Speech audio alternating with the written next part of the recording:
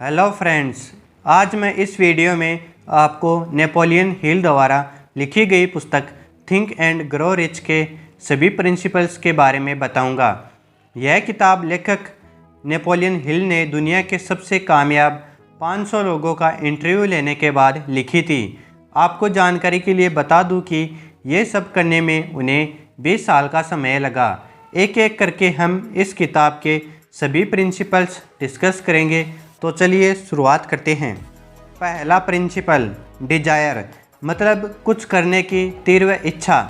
Friends, कामयाब होने के लिए किसी भी व्यक्ति में कामयाबी की इच्छा होना बहुत ज़रूरी है, क्योंकि इच्छा ही सफलता के सफ़र का पहला कदम है। आप तब तक कोई काम नहीं कर सकते जब तक आप में उसे करने की तीव्र इच्छा ना हो। बिना इच्छा शक्ति के आप किसी कार्य को करने के लिए प्रोत्साहित नहीं होंगे। बहुत से लोग ऐसे सोचते हैं या कहते हैं कि मैं जानता हूं कि मेरी इच्छा क्या है और उसे पाने के लिए मुझे क्या करना है। सिर्फ चाहने से आपको किसी भी कार्य क्षेत्र में मनचाहे परिणाम नहीं मिल सकते। किसी भी काम में कामयाब होने के लिए सबसे पहले आपके मन में तीव्र इच्छा होनी चाहिए, जो आपको उस दिशा में कदम उठाने के लिए प्रेरित करे। जब आप तीव्र इच्छा शक्ति से किसी भी समय कदम उठाते हैं तो परिणाम अपने आप मिल जाते हैं। यहाँ मैं आपको एक बात बताना चाहूँगा कि चाहत और तीव्र इच्छा में क्या फ़र्क है। चाहत का मतलब है जब आप किसी चीज़ को पाना चाहते हैं, लेकिन आप उसके बारे में 100% श्योर नहीं हैं कि वह आपको मिलेगी या नहीं। दूसरी ओर तीव्र इच्छा का मतलब है जब आपको पूरा विश्वास होता है कि आप अपनी मंजिल को एक दिन हासिल कर ही लेंगे। जैसे कि एडविन सी वार्नेस के मन में थॉमस एडिसन के साथ बिजनेस करने की तीव्र इच्छा थी। यह सिर्फ एक चाहत नहीं थी या कोई मनोकामना नहीं थी, क्योंकि एडविन की थॉमस के साथ काम करने की तीव्र इच्छा थी और उन्हें यकीन था कि थॉमस के साथ बिजनेस करने में ज़रूर कामयाब होंगे।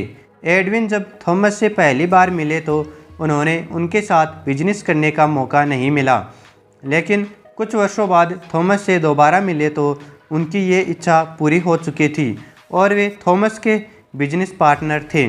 फ्रेंड्स, दूसरे लोगों को यह विश्वास नहीं था कि एडविन कभी थॉमस के बिजनेस पार्टनर बन पाएंगे, लेकिन उनकी तीव्र इच्छा शक्ति और आत्मविश्वास से वो आज बिजनेस करने में कामयाब हुए।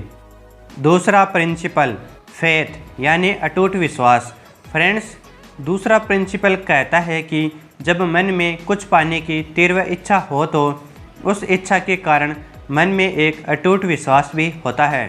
किसी भी इच्छा को पूरा करने के लिए आपके मन में अटूट विश्वास होना चाहिए कि यह मुमकिन है और आप उसे पाकर रहेंगे। जब आपको अपनी इच्छा के पूरी होने पर अटूट विश्वास होता है तो आप उसी दिशा में कार्य करते हैं और वह इच्छा आकार लेने लगती है। फ्रेंड्स, जो लोग ऐसा सोचते हैं कि वह प्यार के काबिल नहीं हैं, चाहे वह ऐसा अपने अवचेतन मन में ही क्यों ना सोचे, वह अपने आप को ऐसे रिश्ते में बंधा हुआ पाते हैं जो अक्सर ख़राब हो जाते हैं या टूट जाते हैं। ऐसा उनके मन में बैठी हुई गहरी नकारात्मक धारणाओं के कारण होता है। हमारी धारणाएं बहुत शक्तिशाली होती है और हमारे लिए वह हमेशा सच साबित होती है।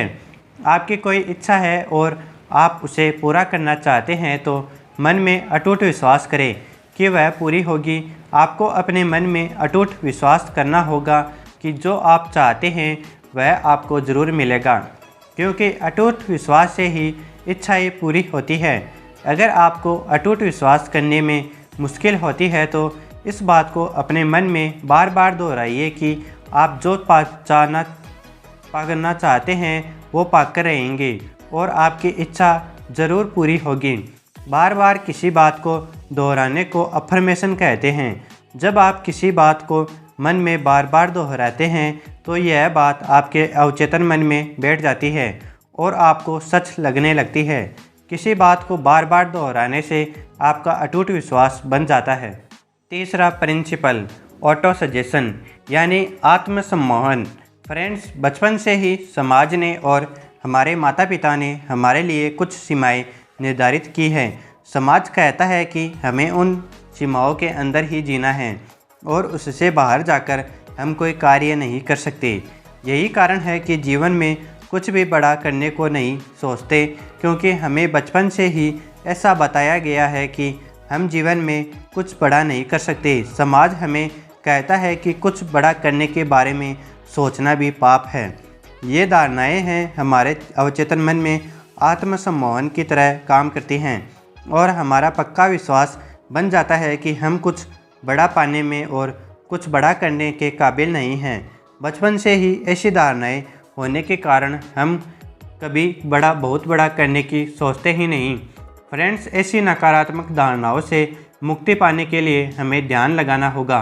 उसके लिए हमें किसी शांत जगह जाकर अपने मन को शांत रखकर नई धारणाएं को दोहराना होगा, जिससे वह हमारे अवचेतन मन में बैठ जाए।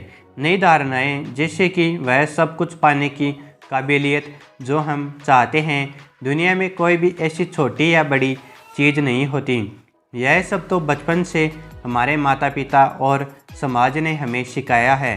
ध्यान लगाकर आपको अपने आप से यह कहना होगा कि आप वह सब कुछ पाने के काबिल हैं जो आप जीवन में चाहते हैं। आप जीवन में कुछ भी बन सकते हैं, कोई भी लक्ष्य हासिल कर सकते हैं, चाहे वह कितना भी बड़ा क्यों ना हो। भारत के प्रधानमंत्री मोदी जी ने भी ऐसा ही किया था। मोदी जी शुरू से किसी बड़े घर के नहीं थे। अपनी रोजी रोटी कमाने के लिए वह चाय बेचते थे, लेकिन उन्होंने अपनी सोच को चाय बेचने तक सीमित नहीं रखा। उन्होंने इस बात को समझा कि वे जीवन में कुछ बड़ा कर सकते हैं और कितने भी बड़े इंसान बन सकते हैं। चौथा प्रिंसिपल, स्पेशलाइज नॉलेज, मतलब विशेष ज्ञान। फ्रेंड्स, चौथा प्रिंसिपल कहता है कि कामयाब होने के लिए हमें विशेष ज्ञान की ज़रूरत होती है और सिर्फ विशेष ज्ञान लेना ही काफ़ी नहीं, बल्कि उसका इस्तेमाल करना भी ज़रूरी है। अगर मात्र ज्ञान हासिल करने से कोई कामयाब हो सकता तो विश्वविद्यालयों के प्रोफेसर और वैज्ञानिक दुनिया के सबसे महान और कामयाब लोग होते हैं, लेकिन ऐसा नहीं है। जानकारी हासिल करने से कोई भी व्यक्ति बुद्धिमान या कामयाब नहीं होता। आज हम ऐसे युग में जी रहे हैं जिसमें ज्ञान हमारी अंगुलियों पर है। जैसे कि आप सब जानते हैं कि मोबाइल फ़ोन और इंटरनेट की सुविधा आज सबके पास है।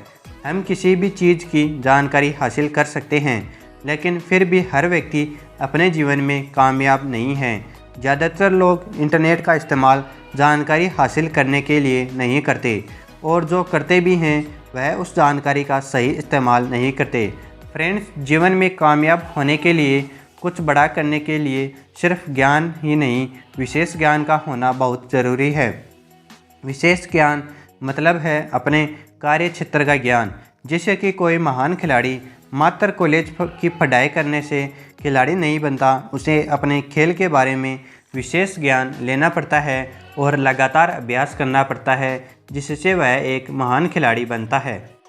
पांचवा प्रिंसिपल, इमेजिनेशन, मतलब कल्पना करना। लेखक ने अपनी किताब में कहा है कि इंसान अपने दिमाग में जिसकी कल्पना कर सकता है और विश्वास कर सकता है, वह उसे हासिल भी कर सकता है। दुनिया में ज़्यादातर लोग अपनी कल्पना का पूरा इस्तेमाल नहीं करते। लगभग सभी क्षेत्र में दुनिया के महान लोगों ने कामयाबी हासिल करने के लिए कल्पना का इस्तेमाल किया है।